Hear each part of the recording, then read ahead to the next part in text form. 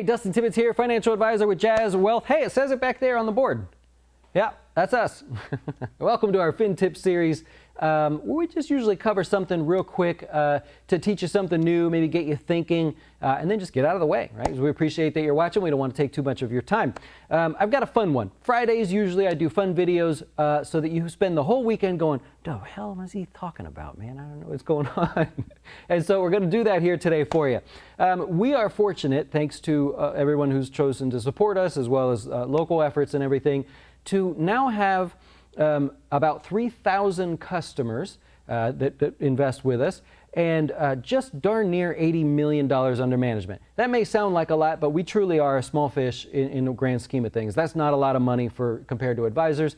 I have great respect for that because a lot of advisors never get to that point. And so obviously, I'm very thankful, and I do appreciate you guys joining. I'm fully transparent. If there's ever a question that you have, I don't mind telling you how many customers we have, what states they're in, 80 million under management, give or take, depending on the day. And so, yeah, I appreciate that. That was basically that one. But one thing is, I have worked with almost every single one of those customers in one way or another, right? Helping with their number, helping with investments, managing portfolios, whatever it may be, taking their questions, watching our support team answer questions. And I've learned that there are a handful of things that really stick with people. I'm not saying they're the best, but people tend to gravitate towards specific concerns. And I want to highlight some of those today, maybe get you thinking. Maybe it causes you to ask a question with your advisor or whoever you're working with or whatever. So we're going to cover the 4 concerns of retirement investors today. The first one, and it is in no order, but the first one that always comes up is, how do I know I have the right investments in my IRA, my 401k, things like that? My TSP, they're limited, right? I have to choose from them. How do I know which ones are the best? Even if it's a small list, or Dustin, you've got my Roth or whatever it is I'm investing for you. How do I know that's the best? And so that is a legitimate concern, of course, right? And so one of the things that I always tell people is we have to model it, right? We're in a day and age where we don't have to guess. We can actually specifically say, this is best for you. Now, we're fiduciaries here, so I'm never going to pick anything that costs you money, period. We're never going to do that. We're never going to sell anything besides ourselves, so you never have to worry. People always tell me, you're like my financial priest, right, or pastor, because I can just say whatever I want to you for not having fear of being sold something, and that's partially true. But we live in this day and age where technology can model anything down to the fraction of a penny and say, that's off. Right? We have no short of 24 different alerts that go off for our portfolios that let us know the most minute little thing that's off. And since there's no cost or anything like that, we can make changes.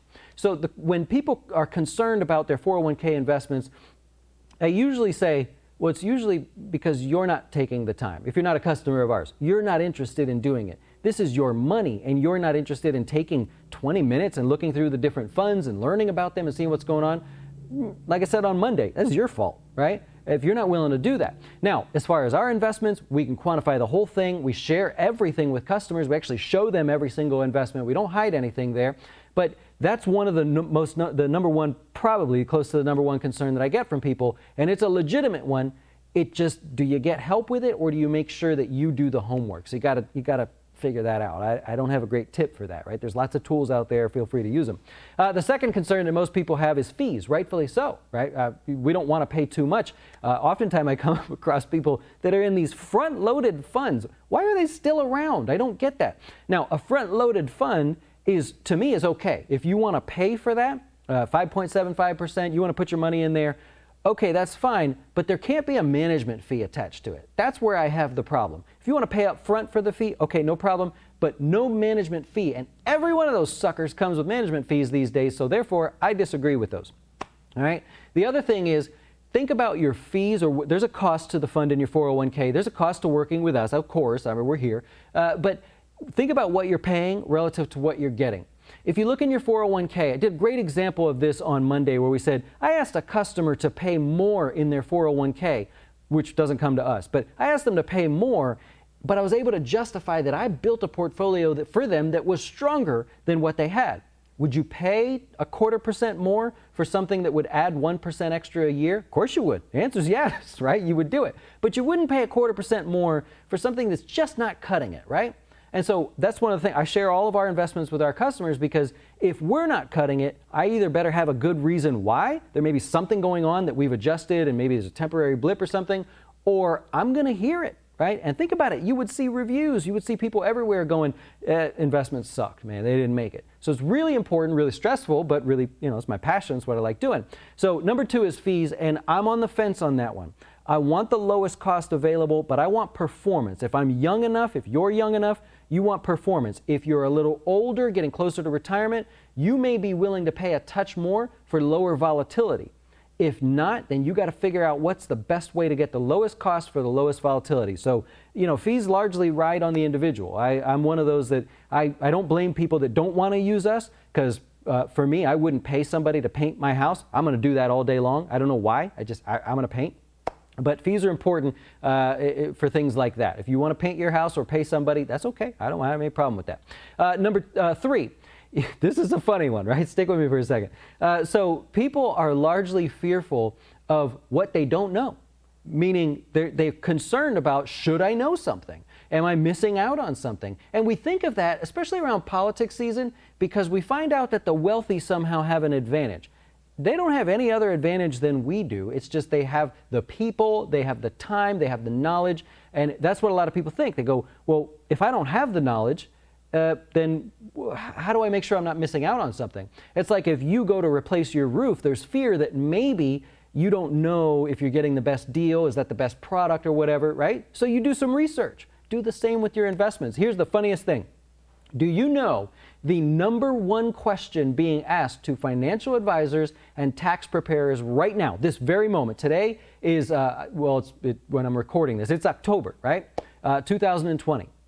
The number 1 question being asked right now, I find this hilarious, is not, do I have the best investments? How much you charging me? Or what are we doing about the election? The number 1 question is, did Trump really pay $750 on his tax return? Yeah, well, yeah, it looks that way. Okay, then how do I do that, right? That's the number 1 question. Believe it or not, the financial advisory world and CPAs right now are sort of chuckling because that's the question they're getting from customers. If he paid $750, I want to pay $750. You see on TV, you give the guy a hard time, whether you love him or hate him, I don't care. But he gets a lot of grief for paying $750. I don't know the true reason why he paid $750. I don't care. But I find it funny that he gets a lot of grief and then people pick up the phone and go, hey, man, can I get that deal? Well, how do we make that happen, right? I think it's so funny. Why? Because, like I said, number 3, we're fearful about things we don't know. When you find out something that somebody's doing, you go, I want that. Let me do that, right? But if you didn't know that about him, you would never have thought to ask that question, right? So educate yourself. Everything is free. I'm sitting here making free videos. Go learn a little bit. Get someone that can help you. All right, and the 4th thing, and I'll wrap it up. I'm sorry. I thought that was so funny when I read that. The 4th thing, people, they want to know specifically when they can retire. You might not think this. You might be, 50 years old thinking, if I got 10 years, doesn't matter. I'm 40 or I'm a kid, doesn't matter. I need to save. But as you get older, people start going, can I retire at 63 and 8 months? Can I retire at 63? What is the actual time I can retire? Because I'm done, man. I want to go enjoy my life. And so that comes down to making your number, figuring out what it is, right? Going specifically, the dollars. You've seen when I share the platforms with you guys, how we calculate Louis Armstrong's income and his expenses and everything, and I show all of that. You got to know your number. If you're younger, you have to know how much to save to hit the goal that you have. And I don't mean how much to save so that you have $1 million in retirement. Most people are going to have a lot more than $1 million in retirement, even if you sort of slack your way through it and you're young, right? If you're a little older, of course, that's harder. But you got to know that number. So that's pretty much it there. Number 1, investments.